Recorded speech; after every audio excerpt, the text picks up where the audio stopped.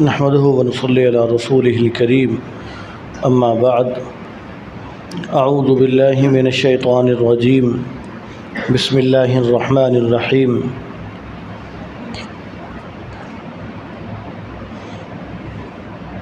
حضرت کعب بن عجرہ رضی اللہ تعالی عنہ فرماتے ہیں کہ جناب نبی کریم صلی اللہ علیہ وسلم تشریف لائے اور فرمایا کہ ممبر کے قریب ہو جاؤ۔ ہم لوگ قریب ہو گئے تو آپ صلی اللہ علیہ وسلم نے ممبر کی پہلی سیڑھی پر، دوسری سیڑھی پر، تیسری سیڑھی پر قدم رکھتے ہوئے آمین فرمایا، اور جب خطبے سے فارغ ہوئے تو ہم نے کہا کہ یا رسول اللہ صلی اللہ علیہ وسلم، ہم نے آج عجیب چیز دیکھی ہے جو پہلے نہیں دیکھی۔ تو آپ صلی اللہ علیہ وسلم نے فرمایا کہ میں نے اس لیے آمین کہا کہ جبرائیل علیہ السلام تشریف لائے، انہوں نے 3 بد دعائیں کی۔ پہلی بد دعا یہ کی کہ ہلاک ہو جائے وہ شخص کہ جو رمضان کا مہینہ پائے اور وہ اپنی مغفرت نہ کروا سکے۔ میں نے کہا آمین۔ اور دوسری بد دعا انہوں نے کی کہ ہلاک ہو جائے وہ شخص کہ جس کے سامنے آپ کا نام مبارک ذکر کیا جائے اور وہ درود نہ پڑھے۔ میں نے کہا آمین۔ اور تیسری بد دعا انہوں نے یہ کی کہ ہلاک ہو جائے وہ شخص کہ جو اپنے والدین کو پائے اور ان کی خدمت کر کے جنت نہ کما سکے۔ میں نے کہا آمین۔ تو ان 3 بد دعاؤں میں سے پہلی بد دعا کے متعلق گزشتہ روز کچھ بات ہو چکی، تو آج دوسری بد دعا کے متعلق کچھ تذکرہ کرتے ہیں کہ دوسری بد دعا یہ تھی کہ ہلاک ہو جائے وہ شخص کہ جو آپ صلی اللہ علیہ وسلم کا نام مبارک سنے اور درود نہ پڑھے۔ تو آپ صلی اللہ علیہ وسلم نے پھر بھی آمین فرمایا کہ ہاں واقعتاً اس کو ہلاک ہو جانا چاہیے، اس لیے کہ آپ صلی اللہ علیہ وسلم کے اس امت پر بہت زیادہ احسانات ہیں۔ تو جب آپ کے احسانات اس امت پر بہت زیادہ ہیں تو پھر اس امتی کا حق بنتا ہے کہ آپ صلی اللہ علیہ وسلم کا نام سنیں اور درود پڑھے۔ ہم پیدا ہوتے ہی آپ صلی اللہ علیہ وسلم پر درود شریف پڑھنا شروع کر دیں اور ہزاروں سال عمر پائیں اور پوری زندگی آپ پر درود پڑھتے رہیں، پھر بھی ہم آپ صلی اللہ علیہ وسلم کا حق ادا نہیں کر سکتے، اس لیے کہ آپ صلی اللہ علیہ وسلم کے بارے میں صحابہ کرام فرماتے ہیں کہ کان دائم الفکرہ متواصل الاحزان، فرمایا کہ آپ صلی اللہ علیہ وسلم کو ہر وقت کوئی نہ کوئی فکر لگی رہتی تھی اور ہر وقت کسی غم کے اندر مبتلا رہتے تھے، اور وہ فکر اور وہ غم کوئی کاروبار کی نہیں تھی، بلکہ وہ فکر اور غم آپ صلی اللہ علیہ وسلم کو ہماری تھی، اس امت کی تھی۔ اس امت کی فکر میں آپ صلی اللہ علیہ وسلم پوری زندگی گھلتے رہے،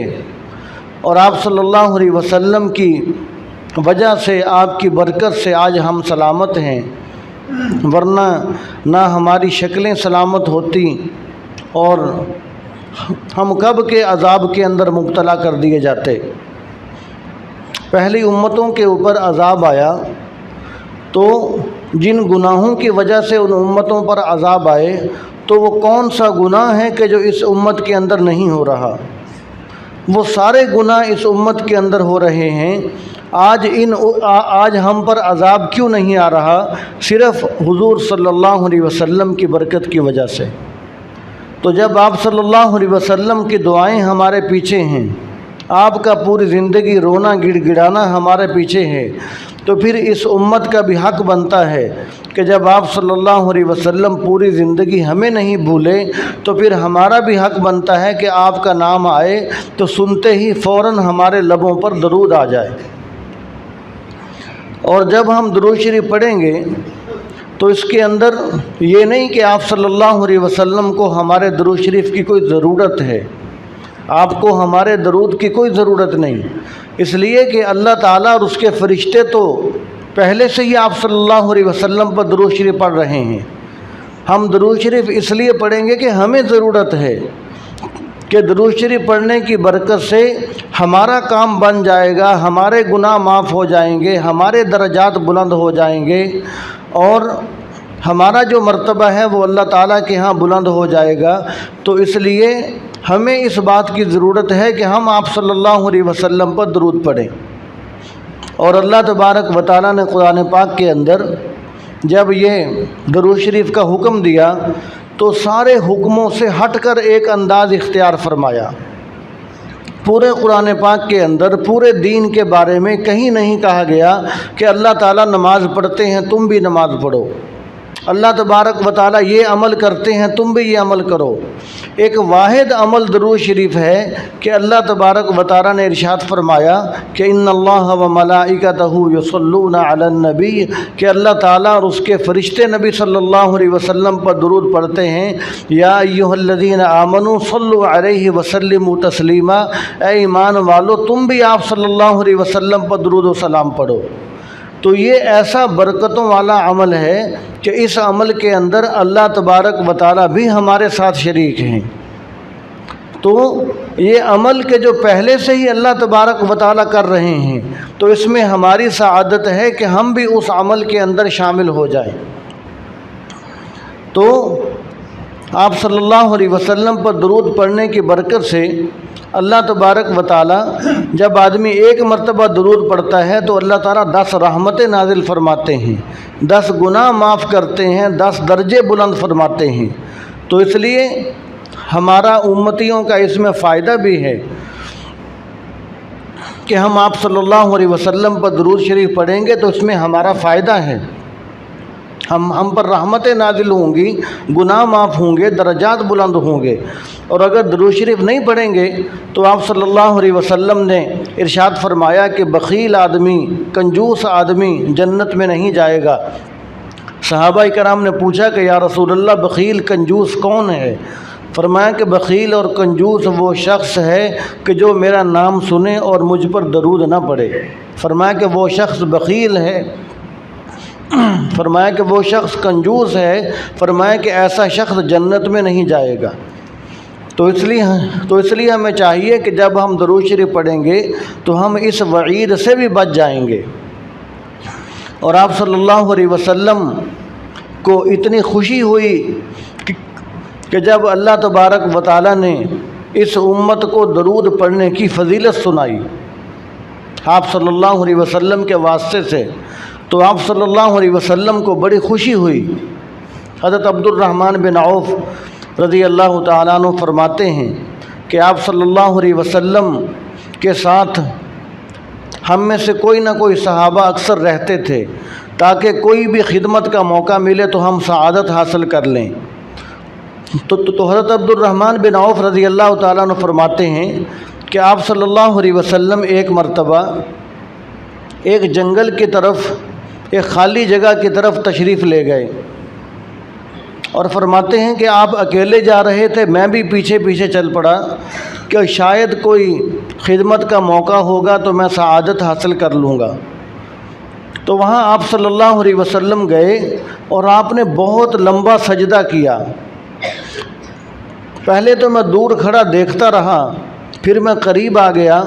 میں نے رونا شروع کر دیا کہ اتنا لمبا سجدہ، لگتا ہے کہ کہیں آپ صلی اللہ علیہ وسلم کی روح پرواز کر گئی، لگتا ہے کہ کہیں آپ صلی اللہ علیہ وسلم اس دنیا سے رخصت ہو گئے، کہ جو اتنا لمبا سجدہ اٹھ ہی نہیں رہے۔ تو وہ فرماتے ہیں کہ میں آپ صلی اللہ علیہ وسلم کے پاس گیا تو آپ نے میرے رونے کی آواز سنی، تو آپ نے پوچھا کہ عبد الرحمن بن عوف کیا ہوا، کیوں روتے ہو؟ تو میں نے کہا کہ یا رسول اللہ اتنا لمبا سجدہ، میں نے سمجھا کہ شاید آپ کی روح پرواز کر گئی۔ تو آپ صلی اللہ علیہ وسلم نے فرمایا کہ عبد الرحمن تجھے میں کیا بتاؤں کہ میں کس خوشی کے اندر میں نے اتنا لمبا سجدہ کیا ہے۔ مجھے فرمایا اتنی زیادہ خوشی ہوئی اس بات پر کہ جبرائیل علیہ السلام تشریف لائے اور انہوں نے آ کر مجھے کہا کہ یا رسول اللہ، اللہ تعالیٰ فرما رہے ہیں کہ جو آپ پر درود پڑھے گا میں اس پر درود پڑھوں گا،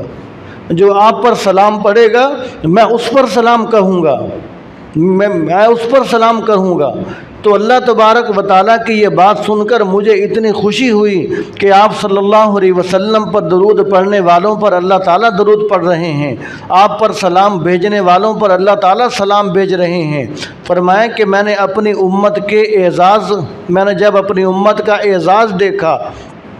کہ مجھ پر درود پڑھنے پر اللہ تبارک و تعالیٰ نے میری امتیوں کو اتنا زیادہ نواز دیا، تو اس خوشی کے اندر میں نے یہ اتنا لمبا سجدہ کیا ہے۔ تو اس لیے آپ صلی اللہ علیہ وسلم نے سچ فرمایا، آمین، فرمایا کہ ہاں واقعتاً وہ شخص ہلاک ہو جائے کہ جو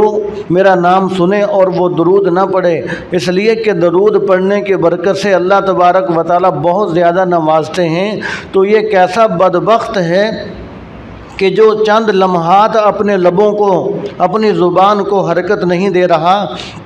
اور اتنی بڑی عظیم سعادت سے محروم ہو رہا ہے۔ تو اس لیے آپ صلی اللہ علیہ وسلم نے فرمایا کہ جو اتنی بڑی عظیم سعادت سے محروم ہوتا ہے، جو میرے احسانات کو بھلاتا ہے، جو درود پڑھنا بھی گوارا نہیں کرتا، تو فرمایا کہ ایسے شخص کو واقعتاً ہلاک ہو جانا چاہیے۔